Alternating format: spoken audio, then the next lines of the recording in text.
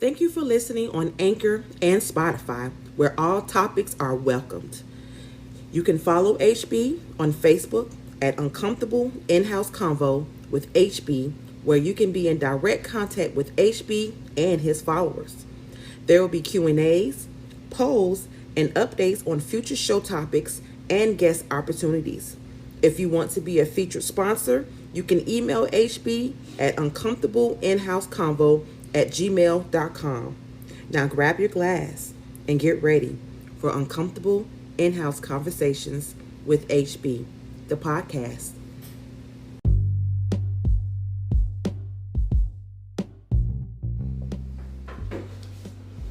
Oh man. All right. Thank you for tuning in into Uncomfortable In-House Conversations with HB. I have to apologize that I'm really late, due to some unforeseen circumstances. And also too, I decided I wanted to do something different this time. And this was in particular of why I'm doing the podcast. I actually want to go live. I didn't have a guest this time.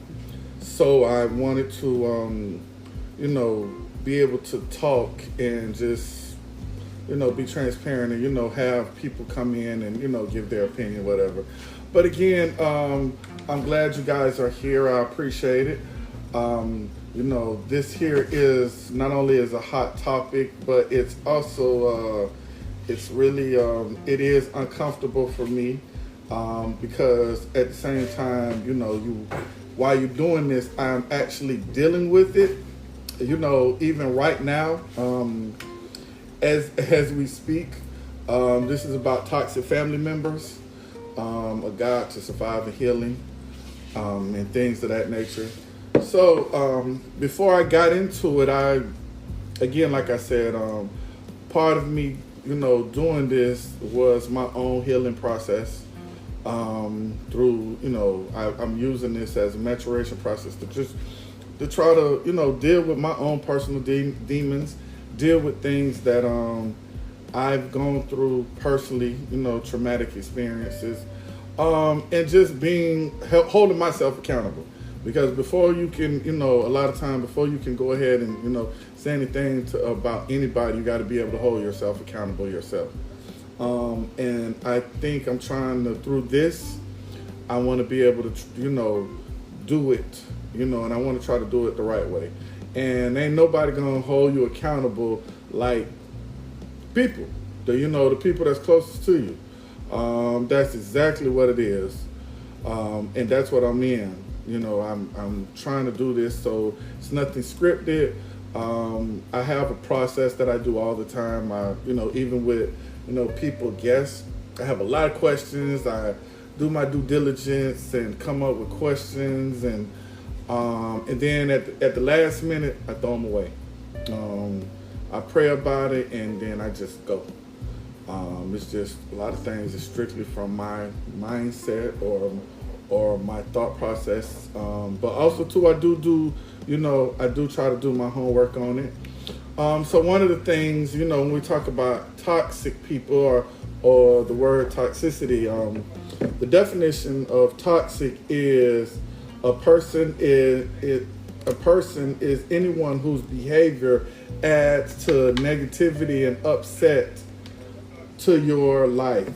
Many times people who are toxic are dealing with their own stresses and traumas. To do this, they act in ways that don't present them in the best light, and usually upset others along the way. So when I first read that definition, when I talked about, toxic persons or toxic family members, it started off me feeling like, you want to play the blame game, like, they need to get themselves together, they always doing this and they doing that. But then again, when you read the definitions of certain things, and it's not your opinion. This is what Webster Dictionary it says, and it's just basically saying that a lot of times people, and also too, let me preface my statement by saying we are all We all have toxic traits. All every day. That's just something that you're not going to be able to get around. But it's the continuous behaviors and the negativity that we present in which it makes you a toxic person. And I think that through things and traumas, like they said in the definition that we have all been through, we have been toxic in some ways. One of the things that this is really, even right now, I'm going through it, because again, we all have family members that's toxic, but it's different when you have very close people that is that. We can all have family, friends and things, and say that they, you have friends and you can change your friends, but you can't do nothing with family. Family members, that's just who they are. One of the toxic, things that, growing up, whether it's mom, dad, sister, the first thing, old people would say, well, that's just how they are. That doesn't make it okay. First and foremost, it really doesn't make it okay. And also, too, if you're not going to be able to hold that person accountable, or be able to have a conversation with them, because sometimes for me, I believe that there's levels to it, because some people, they've been doing it for so long and functioning in that mindset for so long, they don't even know that they are, or they believe that they are toxic. So that's one thing. A second thing is, when it gets to the to the part with the disrespect or the egregiousness of it, that's when you have to learn to just remove yourself, and that's the hard part. The hard part is feeling like you have to be able to remove yourself from a person that you genuinely love, and you want the best. You want the best. For them. Hey, Deborah, how you doing?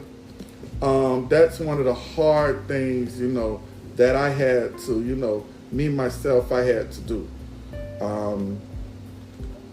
I've done. Hold on, I did something wrong. I think yeah, I know it's the wrong, but hold on. Hold on, y'all, bear with me. Yeah. Okay. Yeah. So I think a little bit that's also too of a problem that we do ourselves. Hey Keela, what's good with you? Speak to everybody. How y'all doing? And you're right. You can't control it. That's a lot of things too. That was my toxic trait. I would try to control this, I would try to control the situation, or just try to, in my mind, I'm thinking, maybe if I sit and, if I talk to him, or maybe if I do this, it will change. And I had to come to the realization that some people don't want to change. Some people are okay with just being exactly who they are and being exactly where they at. It's hard. You would think, especially people, very close to you, grew up with, been in the same household with, and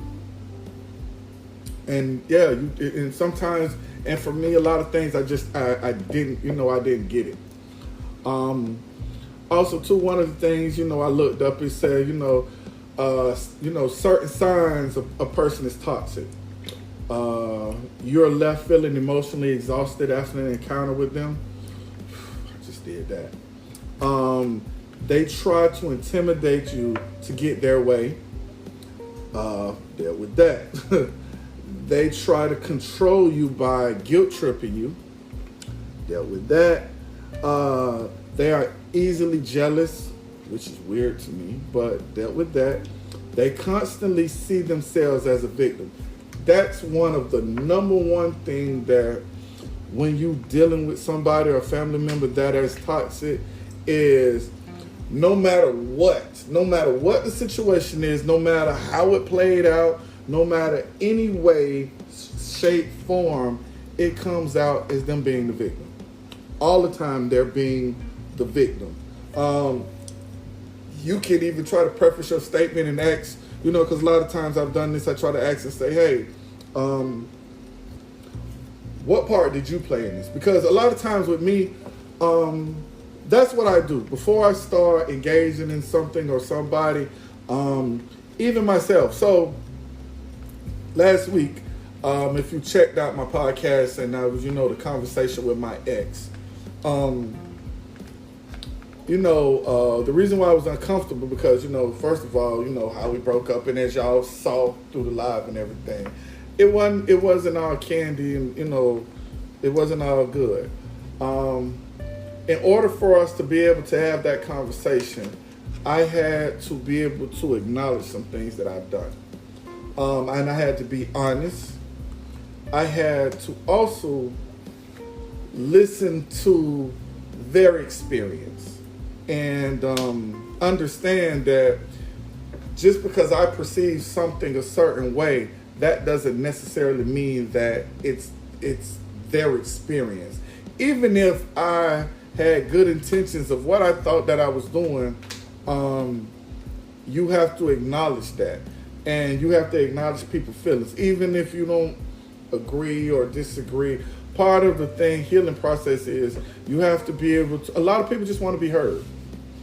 And it's hard to do that when you're dealing with a toxic person because they've never done anything wrong. Or even if they've done something wrong, it's always because you did X, Y, and Z. And so a lot of the times, with the situation why I moved, if you notice when I was talking about going back to the conversation with my ex, I had people come to me and it was like, which people that personally knew the situation or things that, and they was like, yeah, you did a lot of things, but that person did things too. That was the thing that I didn't want to do, and I'm glad I felt that I successfully did. In order for me to come on the show, the first thing I didn't want to do was play the blame game. Because honestly, even everything that, in relationships, marriage, there's always two people that's in it. So there's always parts that this person played and this person played. I tried to go out and do my due diligence to just focus on what I did. You understand what I'm saying? I know what she did. She know what she did. She know what she said. She know what she didn't say.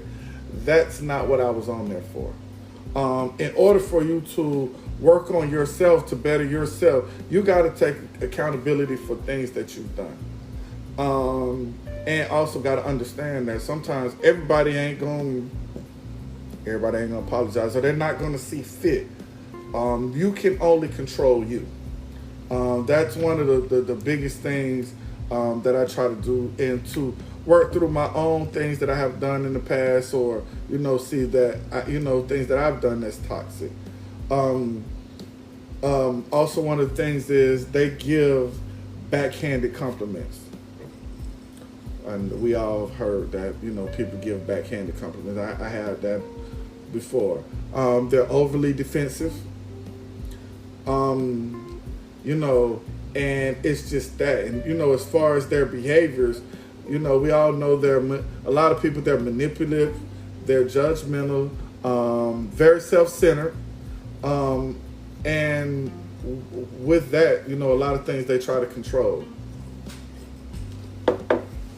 So, I could give you some, in the time that we're speaking, some things that I try to work on myself, dealing with people, or as far as my family members that very close to home that I do deem that's toxic. And I want to hear some questions, and I want to hear things that maybe you've done yourself that you have worked on, that you see yourself that that helped you, hell, because it might help me, because I damn sure, I need it myself. One of the things I try to do is I've learned to remove myself from a situation when I see certain things coming. I try to do that a lot now. And also, too, I try to, if I know I'm going to be around or be engaged with that particular person or people that I know trigger me, that I know that, look, this is who they are, this is what's going to happen. Because at the end of the day, one thing about family members that's toxic, they're gonna do the same thing over and over again. And the problem is we always fall for it. I call it the Charlie Brown syndrome. People grew up, when we watching Charlie Brown, the little girl, she will always say, come on, Charlie Brown, I want you to kick the ball. And Charlie Brown would sit there and be like, no, because you're going to always, Lucy, you're going to take the ball when I try to kick it. And he would sit there and say, no, I promise this time, Charlie, I am going to, hold the ball. And like a dummy, every time Charlie Brown goes and she takes the ball. I don't think Charlie Brown has ever kicked a damn ball. Yeah, I don't never, any through all his stuff, I've never seen him kick the ball, but that's besides the point. I just think I try myself to prepare myself mentally for whatever interaction that's going to happen. Second, and I just recently did this, I try to bring a buffer.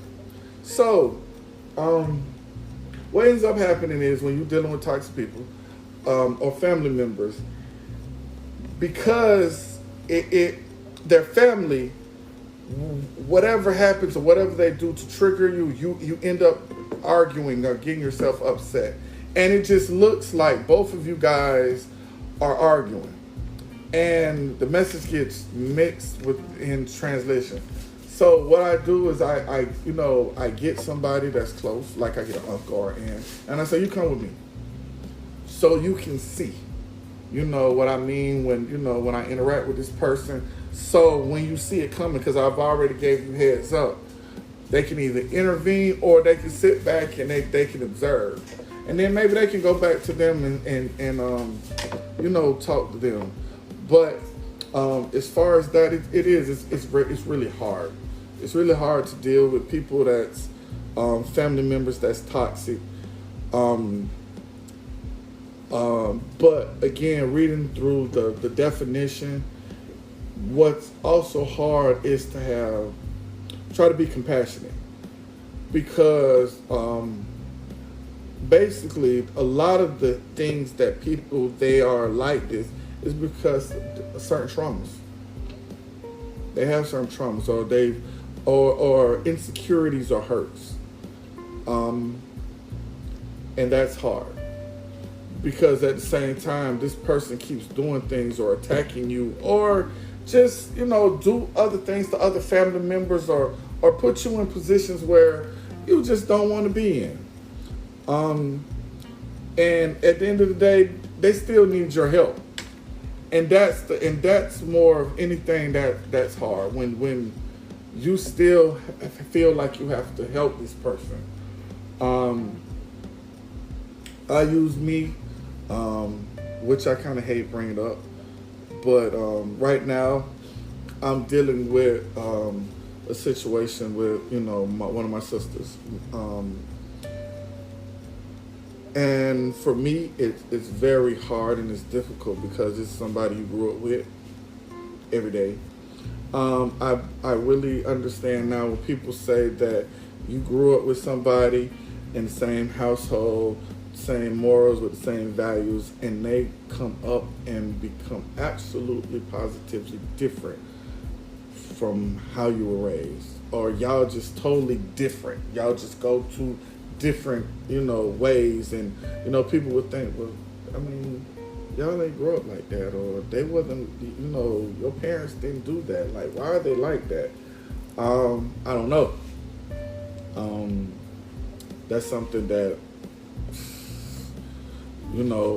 it still baffles me. Along also with that, as we were speaking before, earlier, I'm also learning that mental health plays a big part into also, as far as people being toxic. That's really big in our community. And I also try to stay on as far as mental health, because, we don't, our family members, our parents, they didn't really know how. We wasn't raised like that to go seek help. So a lot of us are been never diagnosed, been never helped, and on top of just things that we go through in life, it just piles on top of that. Me myself, on top of that, when people have kids and you want to be there for them and you want to help, but you can only do what you can do for a certain extending of time, and a lot of that's hard. But yeah, my thing is, how do we work on breaking that mold? How do we do that? How do we go about making a change? Right now, as far as me, only thing I'm doing is kind of just removing myself, or I just kind of I remove myself, or I just stay away. Because it's always the same thing is always happening, and I'm learning. Like right now, I'm in a space of me trying to heal from things that I've just recently went through in my own personal traumas.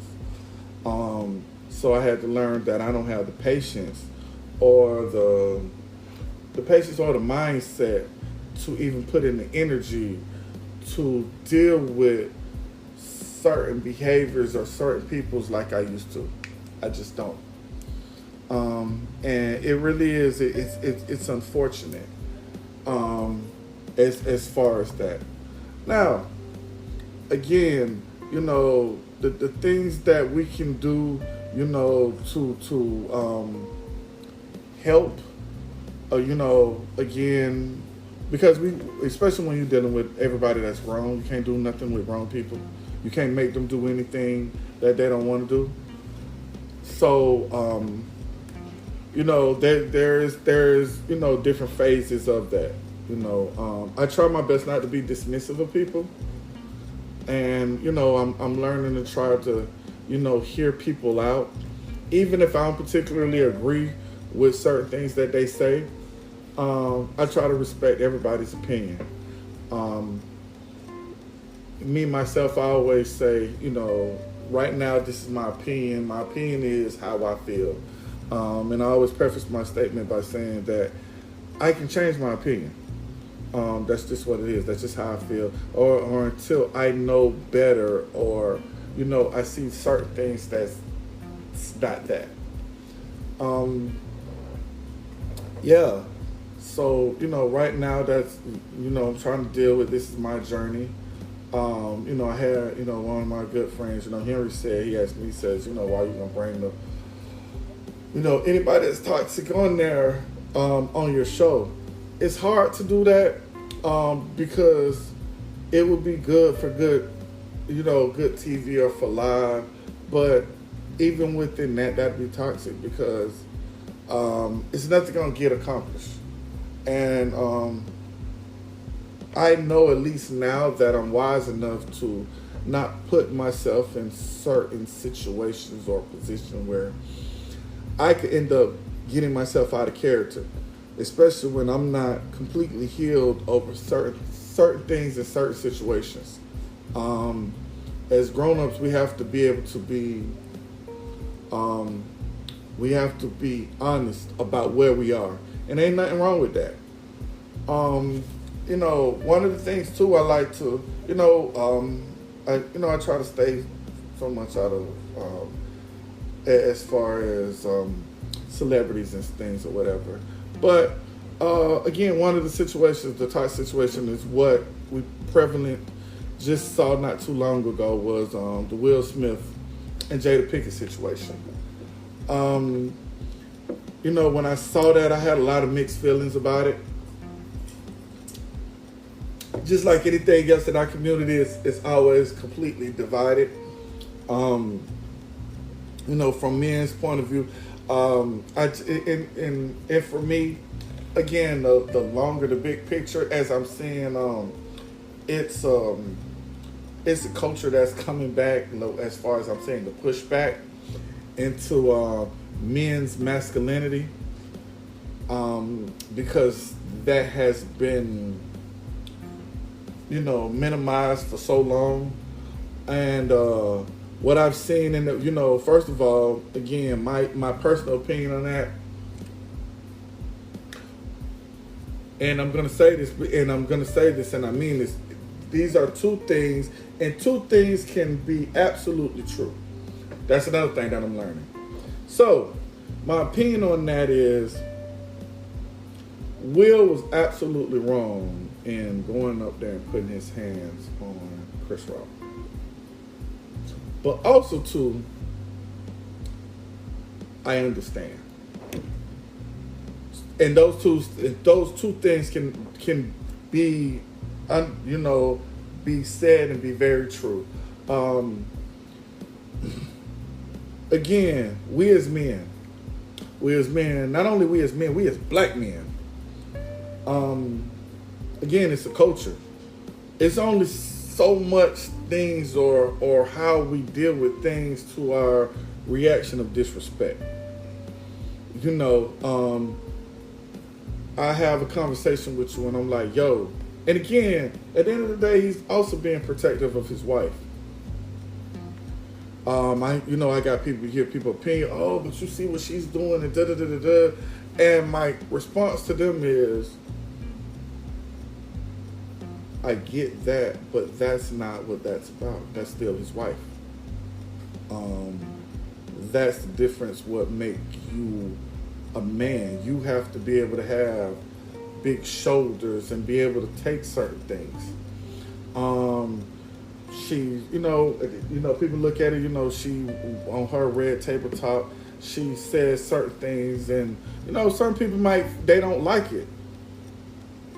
But my thing is, if he's built a culture from the jump in his marriage that I see that she's able to speak her truth or her feeling. Hell, his kids are. Now, me myself, would I particularly be okay with that? Hell no. Certain things, but that's him. And you can't be okay when you winning, and then when it goes left, now everybody want to go off. You can't do that. One of the things that I learned, my daughter, me and her mom was having a discussion. My daughter is like me. She's very outspoken. But the thing is, I used to tell her, like, yo, you got to tell her to tone it down. She has to know, again, and now she's not being disrespectful. She has created an atmosphere for her to be able to, speak her feelings openly. Now, the thing about that is, her thing was, when I was younger, I wasn't able to do that, and I don't want to put a cap on her. Cool. Until she says some shit that's inappropriate, or she says something that you don't particularly be okay with. You know what I mean? And it has to be balanced. Everything in life, it has to be balanced. You can't have extremeness of everything, and especially when a person is not being accountable. And that goes also to the topic that I'm speaking right now about toxic people and toxic family members. There's family members that we have, and they just be like, I'm just speaking. I'm just saying how I feel. Okay, that's cool. But what about when people do it to you? My thing is, I'm cool with you speaking your piece and your opinion, but can you handle the same thing? Because a lot of people they can't. A lot of people, you know what I'm saying? I say it all the time. People like that I, say whatever or speak what's on my mind or I try my best to be as transparent as I can until it's with them or it's about them. Then I'm an asshole. Cool, I'm okay with that. But the part of it is I try my best to when I'm speaking to people, I try my best to ask myself, am I being malicious in anything am I being malicious when it comes down to it? Because that's the difference. That's the problem where the trait come in at. It's the difference between you're speaking to someone and you're speaking because you care, then you speaking because you just feel like you just got to say what you got to say, and you don't give a damn about what nobody say. You don't care about their feelings or what their thought process. That's toxic. It is. It's toxic. I don't care what you say. It's toxic. Anything that I do or conversation that I have, I always try to lead with, I'm not coming to you in any kind of malice, or deliberately trying to hurt or make you upset or make you feel a kind of way. A lot of people, when they're being toxic, they do certain things because of the simple fact that they just they have their own feelings, and in certain situations people will show you how they feel about you. They will show you how they feel about you when you do one particular thing, and that's tell somebody no.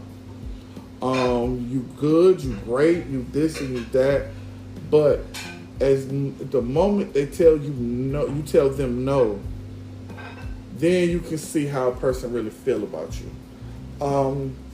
And again, everything comes in within the context of the statement or the conversation of what you're asking of. I don't think a lot of us know how to do that. We haven't really been taught personable skills as far as how to communicate effectively. And that's just, again, I see in our community, we don't know how to effectively communicate. God gave us so many emotions, but and feelings, but we only deal with anger, sadness, and being happy. On the regular, we all function on these, but there are so many other expressions that we have that we can use. Hey, Selena, what's up, baby? What's good, Polo? It's so many things that we can, deal with, and I try my best to not get overwhelmed. In which right now that's really my issue. I'm in my journey, a lot of things that I get overwhelmed by, because the reason why it bothers you so much when you're dealing with a toxic person in your family is because you're thinking that at the end of the day they want what's the best for you because you want what's best for them. Sound easy? Not really. And with that being said, sometimes you just got to get the fuck out the way. Because if you don't, I have one of my family members really close, so I don't have to say her name. Everybody know. It has gotten to a point where I was getting phone calls, text messages, just everything about this individual, and it got to a point where I'm talking about this person more than I'm talking about my kids, man. it was just became exhausting. On top of that, the backlash would be when you get around this person, and you're trying to implement these practices, or you're trying to have this conversation with this person, like, look, this is what's going on. This is what's being said. This is what, and now all of a sudden you're being made the bad person. Oh, you're talking about me, and why the fuck y'all talking about me, and da da da da. And before you go into it try to go into it with an open mind to say, listen, I want to see you good. I want to see you better. I want to be able to help you. And this is what's going on. Well, how do you know this is what's going on? Well, because I'm getting phone calls about this. I'm getting phone calls about that. Then before you know it, you're being brought in. Because remember, one of the things I said about a toxic person, they always come in to becoming a victim. So now is, oh, you fake. You don't love me. Y'all sit around here and talk about me and da-da-da-da. And you're like, listen, sir, or ma'am, you are not that important. Matter of fact, I wish these other people understood that you're not that important. But the thing is, it's people out here that just genuinely care and genuinely love you and genuinely want to see you win. They really want to see you win, and you don't care. You self-sabotage. You just completely you blow. I mean, and when I say you blow shit up, you blow that bitch up. Hey, Ingrid. Yeah, and the thing too, that's the frustrating part. To communicate is one thing, but a lot of times motherfuckers don't want to. I don't think they comprehend, or they even care to comprehend. When you're dealing with toxic people, I'm realizing people only want what they want when they want it. So, and they don't care how it affects you. They don't care what it does. They don't care because, like I said, the number one trait for them is they always become the victim. So they always go to, no matter what you've done for them or how you tried to help them, they're always going to say, yeah, but. And for me, that's another thing that I've tried myself I try to work on when I'm listening to people and they're giving me their experience of anything that I've done to them. I try to acknowledge what they say and say, okay, I'll work on that. Or what could I do to not make you feel that way? Especially if there's somebody that's important to me. Whenever we get into a situation and a person is explaining to you or they're doing things over and over again and you're telling them and they say, yeah, I get what you're saying, but that means they ain't hear a motherfucking thing what you said. Or they heard what you said, but what you said and how they feel supersedes your feelings. So ultimately, you just talk to the wall because it's going to be very dismissive. And I think more than anything, that's the frustration. One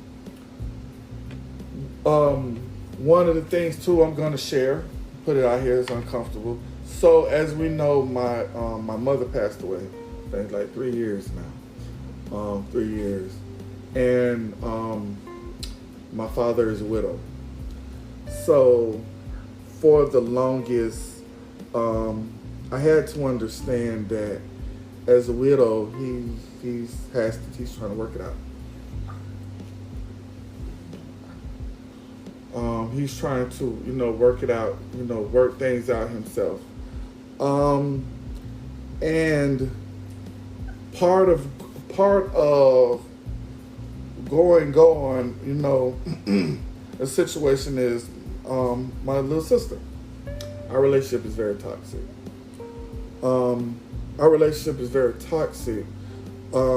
Yeah, Ingrid, I'm gonna get into that. The whole ego shit. I'm gonna get back to that. It's very toxic because of the simple fact, one of the things that I had to, when I, went through everything that I went through, and I had to go see, I had to go see somebody, a psychiatrist, and I had to talk. I was angry at my mom. I was angry at both of my parents, but I was angry at my mother. I was angry at my mother because growing up, being in the household, my mother, my parents, they never made my sister accountable. And when I say that, and I think in good spirits, I think my sister, she's a sweetheart. I love her, but I don't like her. To be honest with you, I love her, but I just don't like her. And part of it, I had to understand a lot of my issues and my frustration with her wasn't just with her. A lot of it was because my parents. So again, it was kind of hard for me to blame your mother that's not here. But, my therapist helped me to, it's okay. It's okay to be upset. And the reason being is I just felt like everything, they did, and they did it in the best way they could. But they left in a situation where my mother was in control of everything. She handled everything. And my dad, again, being old school, he just worked, gave money, he paid bills. That's it. He didn't deal with the day-to-day shit, whatever. When the shit hit the fan, he came in, handled his business, did whatever. But, as far as everything else, my mother handled everything. So a lot of things, my sister they was protective of her. So I'm saying this to say this, so I'm going to go a rundown. Again, for the most part of your young life, my parents, they were taking care of her. Every issues that she had, they made sure to come clean it up. Now, I'm not saying that I didn't do things.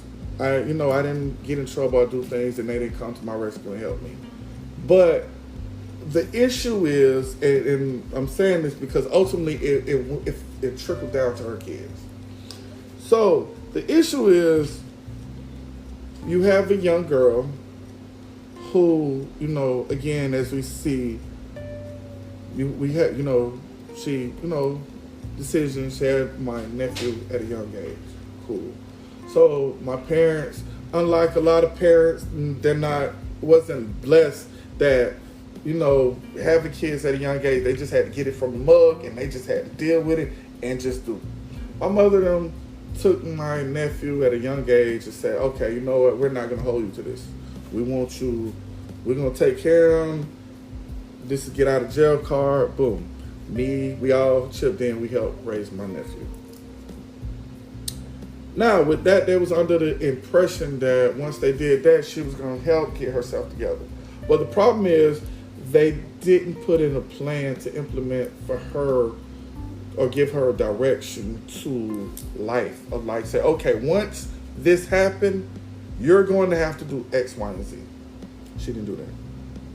So when that happens, what do we end up doing? A lot of times we don't have no direction. We end up doing the same things we do over again. So had him, then had my other nephew. Cool. Guess what ended up happening? They take him too. Okay. Take.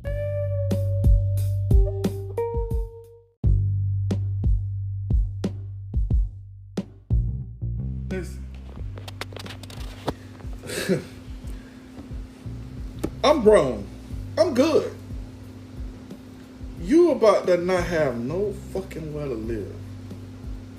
You don't have, your grades weren't good. Like, you weren't in no sport. Like, on top of, even me trying to be as candid and being as transparent and saying, listen, right now y'all behind the 8-ball. I had cushion when I, grew up. My cushion was, if I messed up, I could come back home to my parents or grandparents or, you know what I mean? Right now, you don't have that. So I'm trying to put you in a situation where you to be completely independent, and again feel like you've done something you're trying to achieve. And the fact that they got up and walked off from me, not the least saying I wasn't more or less than embarrassed, but he looked at me. He told me, he said, "Brown, don't worry about it. I see it all the time," and I was just baffled. And one of the things that I had to do, which helped me not to act out and be the old person that I would have been, and that was like to go, fuck them up, just to be candid about it. One of the things through this process that I'm doing with myself, and I see, someone say ego, I've learned to take my ego out of a lot of stuff. I've learned that your ego can get you in a lot of places and spaces. And once I've learned to take my ego out of stuff and learn that everything is not that impressionable or serious as I would like to think it is, I humbled myself and said, they're grown. You did your due diligence as an uncle to show them a better way or a better direction. You can't get mad or get upset for them because they didn't want to do that, because they didn't choose. Even if I wanted it that bad for them, you can't make them do that. But also too, part of it was like, motherfucker, even that, I just felt it was very disrespectful. And it was. But again, my ego, I had to take that aside and say, well, here's the thing. That's a they problem. That ain't a you problem.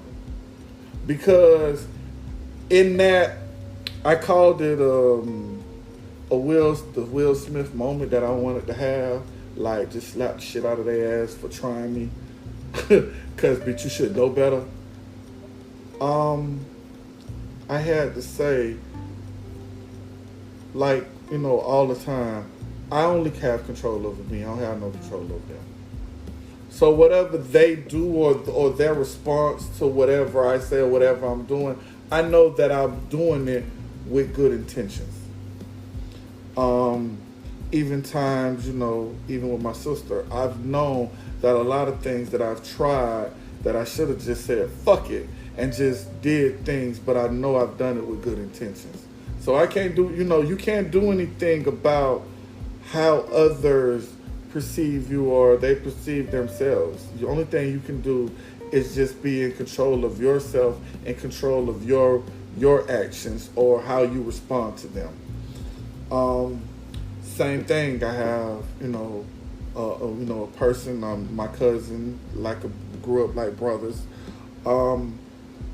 Just constantly, I'm not gonna say I'm mad, but I'm very disappointed. Because at some point you make it's mistakes happen one time, maybe two times. But when you continually to keep doing certain things, it's at this point I had to come to the realization of this is just who you are. And I can't change you. But what I can do is allow myself, I can remove myself from, being around you or any situation. Because a lot of times when we care about our family members, our friends, or anybody that's close to us, we genuinely want to see them happy. We want to see them win. But I can't want it more than you. And the manipulation part is you can't do what you want to do to me, and then after that you want me to be understanding, or you still want me to love you in spite of. No, dog.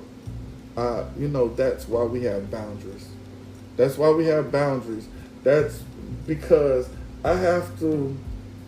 another thing that I've learned, and I want people to kind of take this kind of jewel. I used to be so big on love. Like, damn, if you love me, you won't do this. Or, damn, if you care about me, this relationship's too. Fuck love. And I don't mean fuck love because that's a very intricate part of any relationship that you have. But a person will love you and kill you. Jesus died on the cross, or however we put it, if if you believe it,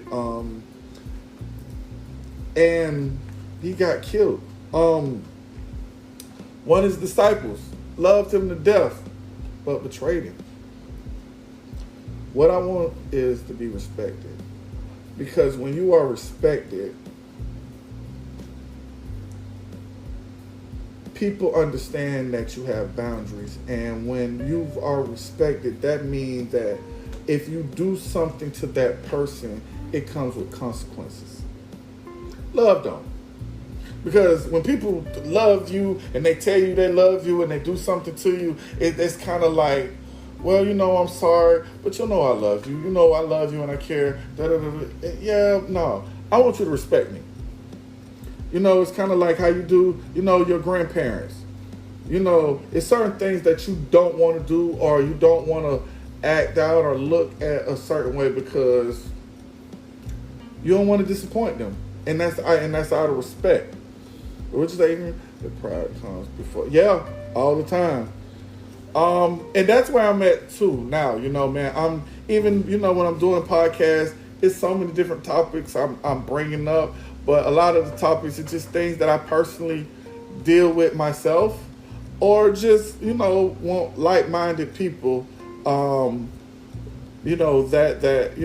understand, certain things that I'm doing. And again, sometimes you just have to be able to just let it go. Our relationships ain't it's gonna last. I was under, again, a lot of the illusion. The way I was raised, I was brought up. I had a very close knit family.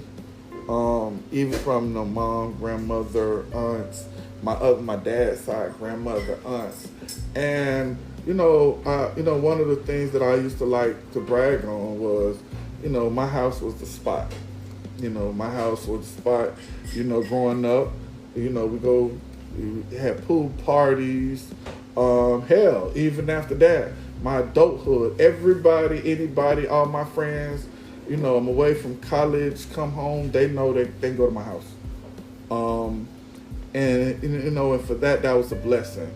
And unfortunately, my nephews and stuff, they don't really understand that. They don't get that. A lot of them, they're selfish. And they self-sabotage things. And I try to tell them all the time, like, one of the things I said was, when you burn a bridge, make sure you don't have to come back to that person. That's another thing I think a lot of our kids, they don't understand. They don't understand consequences. Like, you can't just do the worst to me and then think that you can just come back and say, well, I'm young. No. Because I'm one of those people that I'm very intentional with my conversation with you. So there's no kind of no misunderstanding or anything of that. But yeah, man, there's a lot of this, man. This was just my thoughts this week. Just me personally, just trying to, deal with these things and just maneuver. And at the same time, learn how not to be triggered myself. Because, I say it all the time, I ain't perfect. I'm not perfect. Even, when I'm giving my opinion, about certain topics and things, some things I'm wrong about, sometimes things I'm right about, but the difference is I'm constantly trying to change. I'm constantly trying to better myself. I appreciate, people in my inbox when, I ask people their input as far as my podcast and how I'm doing, and I appreciate the feedback. Whether it's good or it's not good. I don't say or catch an attitude, because at the end of the day, I feel they're coming from a good place. There's people that's and I don't take it personal. I'm gonna say this, but it's people that I'm cool with that hell, haven't even looked on my podcast, haven't even liked my podcast. And again, I'm one of those people that I celebrate everybody, and everybody have their lane. Because for me, I know that it's just what it is. Like, I want everybody to, be successful in their own way. When I first was talking about the podcast, I had somebody tell me, like, well, damn, everybody's trying to do podcasts. But for me this wasn't nothing new. I just wasn't in the particular space to, want to go into these topics, because I was dealing with a lot of stuff. I'm not thinking about this, any, for cash or anything. I don't know what's going to come about this. But what I'm doing what I feel that's passionate for me. And only thing that I do know is when you're doing things that's something that you love, and you don't have the ego about it, and you don't have, anything, ill malicious about it, and you just trying to figure out people that's real, they're gonna gravitate to you. I also understood that it's some people that just ain't gonna like you. It ain't nothing you did, they just not gonna like you, and that's okay.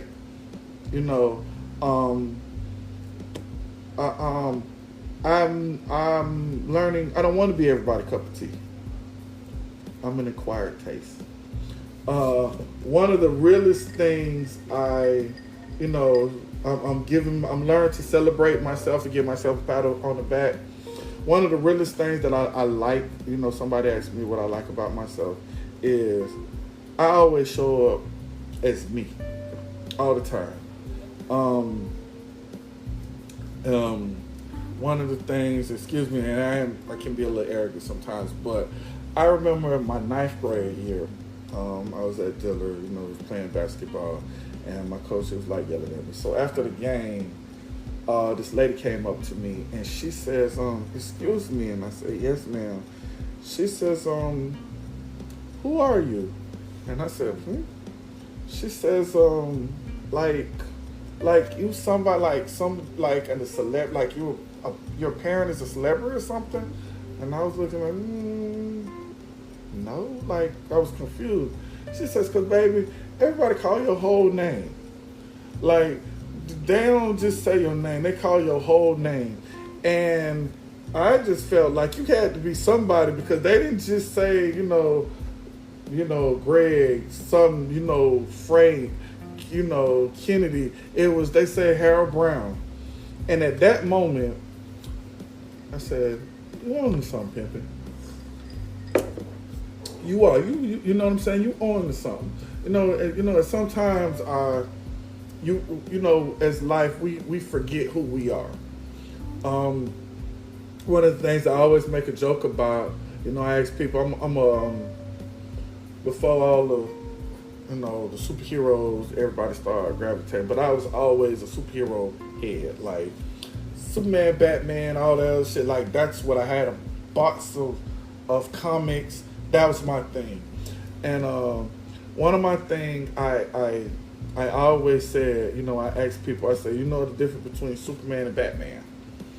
And I ask people that, and they're like, well, they're like, they're both superheroes. And I always say, like, I'm like Superman, and they don't have nothing to do with powers. The reason why I said that, at the time, my girlfriend, she said, well, what's the difference? And I said, so Batman is really Bruce Wayne. Bruce Wayne is who he is. Batman is his alter ego. Superman is Superman. His alter ego is Clark Kent. And I use that analogy because I see a lot of people, especially on social media, and not just our Facebook friends, but just I just see rappers and all. They create their characters. Now again, I'm not knocking nobody, whatever, because some of us grew up, we don't know who we are, and that's another thing that I'm learning about our young men growing up. They really don't know who they are as individuals, as people, so it's hard for them. So they try to create a persona who they perceive that everybody think they should be. I have always just been me. All the time. Like it, love it, hate it. I've been me. I'm comfortable in my skin, unapologetically. I have been, and again, for me, when I always say it's a maturation process, is I'm constantly changing.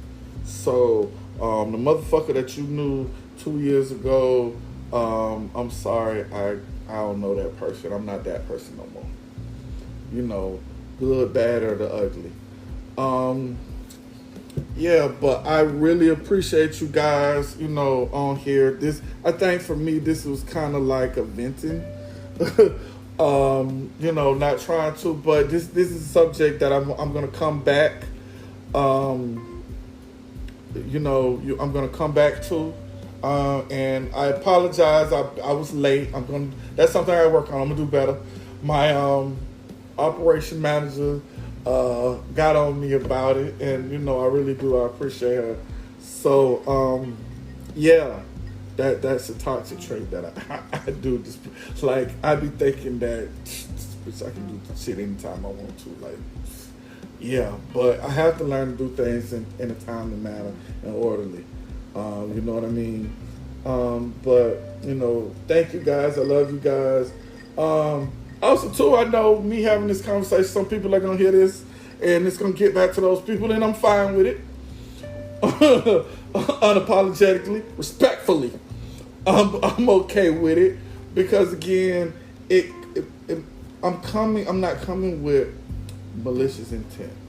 I'm coming with, hopefully, a message that we change, or understanding that I don't want it to be like how things are now. And I hope, also too, with me having this conversation, even, some people out there might learn or think about some things.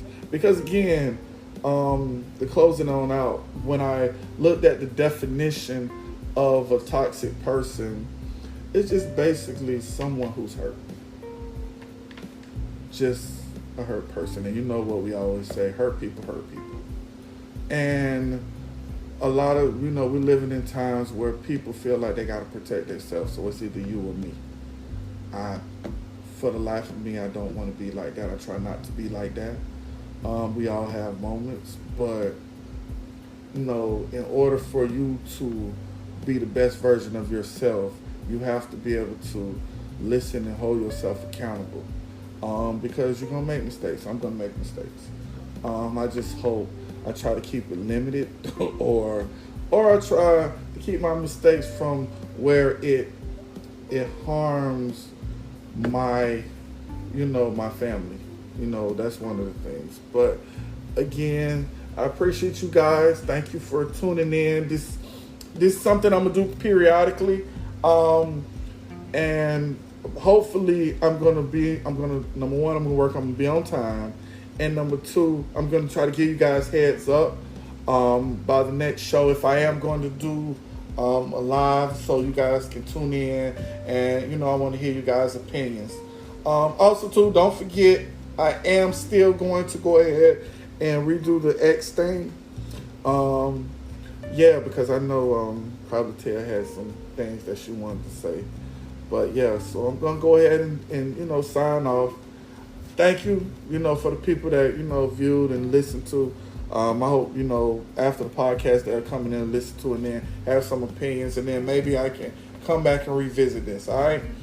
Thank you for tuning in to Uncomfortable In-House Conversations with HB, and you guys have a good night.